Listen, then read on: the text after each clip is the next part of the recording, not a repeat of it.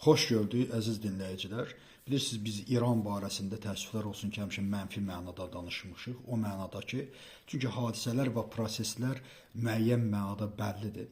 Və bu gün artıq İranda nümayişlərin bir neçənci günüdür və Amerikadan, İsraildən də ciddi surətdə dəstək gəlir. Amerika prezidenti Trump bildirir ki, əgər üsyançılara qarşı kimlərsə çıxarsa, hökumət çıxarsa, onlara qarşı silah işlədərsə, biz də buna müdaxilə edirik. Əlbəttə, bu həm də ona görədir ki, Trumpın öz vəziyyəti də yaxşı deyil.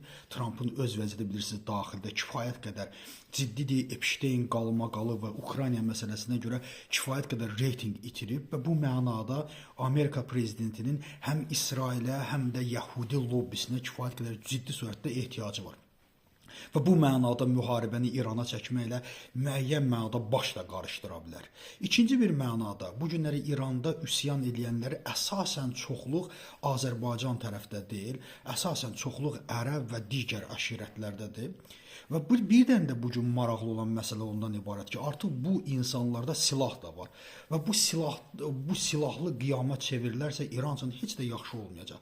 Düzdür, Pezeşkiyan bu vəziyyəti ələ almağa çalışır, müəyyən mənada üsyançılarla danışmağa çalışır və üsyançılar da dəhşətli bir tendensiya da ondan ibarət ki, bilirsiniz, Netanyahu'nun Amerika görüşündən sonra İranda bu hadisələr baş verdi və bu günləri Rıza Şah Pəhləvi ölmüş, bu qələmunu gətirib ortaya çıxardıblar və onu İran xalqına sırmaq istəyirlər. Və Təbrizlilərin buna çox gözəl cavabı var ki, yəni Təbrizlilər şərəfdir, Pəhləvi bir şərəfdir. Çünki Pəhləvilər ümumiyyətlə İran tarixində heç bir yaxşı nüans buraxmış, heç bir yaxşı iz buraxmış və Azərbaycan xalqının tarixində də 30 min Azərbaycanlının ölümünə səbəb olmuş bir rejim olublar. Və bu rejim də bir kuklar rejimidir. Bu günləri Misirdən müəyyən mənada açıqlamalar verir. Niyə görə Misirdən? Çünki İranda 1979-cu ildə qovulandan sonra Misirə getmişdilər və burada bir mesaj vermək istəyir ki, yenidən Misirdən qayıdırıb. Amma mən düşünürəm ki, İran xalqının içində Pəhləvilərin heç bir reytinqi yoxdur, heç bir imkanları yoxdur və bu üsyana da əgər Azərbaycan xalqı qoşulmazsa, mən inanmıram ki, bu üsyan qalib gələr. Amma silahlı bir yönə çəkilərsə, əlbəttə ki, bu İran üçün çox ciddi olar. Nəyin bahasına olursa olsun Azərbaycanlılar, orada yaşayan türklər ayıq olmalıdırlar. Əlbəttə biz İranda bu hökumətin dövləti uçuruma apardığını bilirik. Orada böhranın nə qədər ciddi olduğunu çox gözəl bilirik. Bu onlara nifrət etmək və nifrət etməməkdən irəli gəlmir.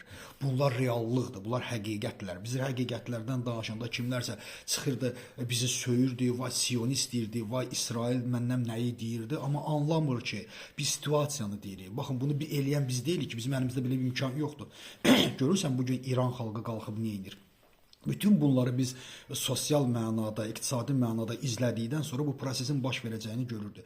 Amma nəyin bahasına olursa olsun, türklərin orada bir rəhbəri var, İran xalqının bir rəhbəri var, o da Pezeşkiyandır. Yalnız və yalnız Pezeşkiyan vəziyyətdən çıxarda bilər İran hökumətini. Bu günləri bütün deməli etirazçılar əsasən Xamneyini söyür, əsasən Sepaha qarşı çevrilirlər. Amma əlbəttə müəyyən mənada prezidentin də gözdən salınması prosesləri gedir. Amma prezidentin bilirsiniz orada qəti heç bir günahı yoxdur. Ona görə də Azərbaycanlılar, türklər ayıq olmalıdır, traktorçular ayıq olmalıdır, necə də türkmənlər ayıq olmalıdır.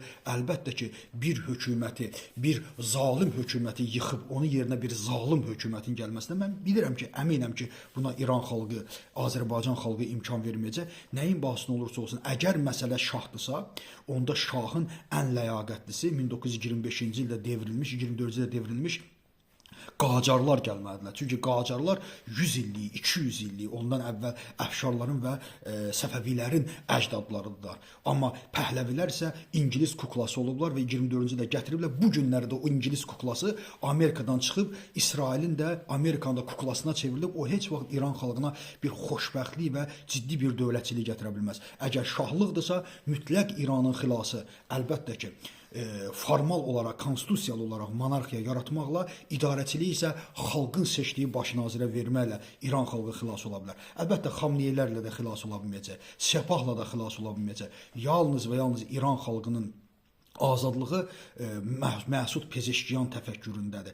Əgər alınmasa da böyük ehtimal Məsud Pezeşkiyan bu vəziyyətdə istefa da versə, real da istefa verməyə, niyə görə bu qədər ağır vəziyyəti öz çiyninə götürsün? İstefa da verərsə, o mütləq Azərbaycan xalqının, Güney Azərbaycanlıların və İranda yaşayan türklərin milli liderinə çevriləcək ki, əlbəttə biz bu prosesi izlədikcə görəcəyik. Amma nəyin bahasına olursa olsun İran dəyişməlidir. Çünki dəyişməyə doğru gedir. Bu İsrailin istər bir tulası olsun, çıxsın ortaya Pəhləvi və yaxud da kiminsə tulası olur olsun, fərq etməz. Bilirsiniz, Xumeyni özü də Fransadan göndərilib gətirmişdi.